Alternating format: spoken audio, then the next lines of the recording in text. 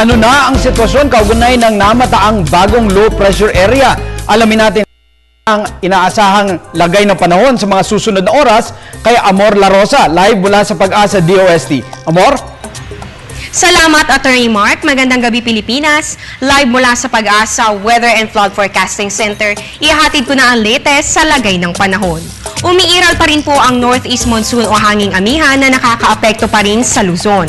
Habang umiiral na po muli ang ITCZ o Intertropical Convergence Zone na nakakaapekto naman sa Southern Mindanao. Dahil dito ang Mindanao at Visayas ay makakaranas ng maulap na kalangitan na may occasional light to moderate rains or thunderstorms.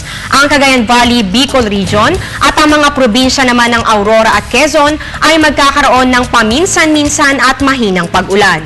At dito naman sa atin sa Metro Manila at sa natitirang bahagi ng bansa, magiging bahagyang maulap na may pag-ulan o pagkidlat pagkulog. At para naman po sa update tungkol sa low pressure area, ayan rin ng Pag-asa, ayon kay Mr. Salvador Javier, weather forecaster ng Pag-asa, nananatili pa rin ito sa may silangang bahagi ng Mindanao.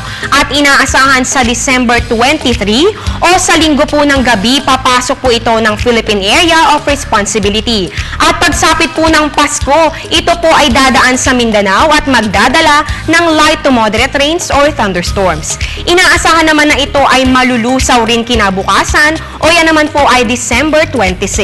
So, ibig sabihin po niyan ayon po sa forecast ng Pag-asa, maliit naman po ang tsansa na ito ay maging isang bagyo pa. Pero tulad nga ng lagi nating sinasabi, ito po ay pagtaya lamang para sa araw na ito at maaari pa itong magbago sa mga susunod na araw.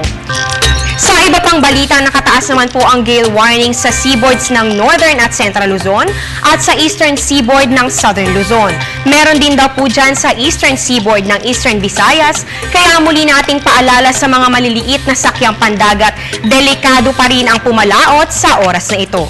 At yan ang latest mula dito sa Pag-asa, manatiling nakatutok sa Panahon TV Express, kung saan walang pinipiling panahon ang pagbibigay impormasyon.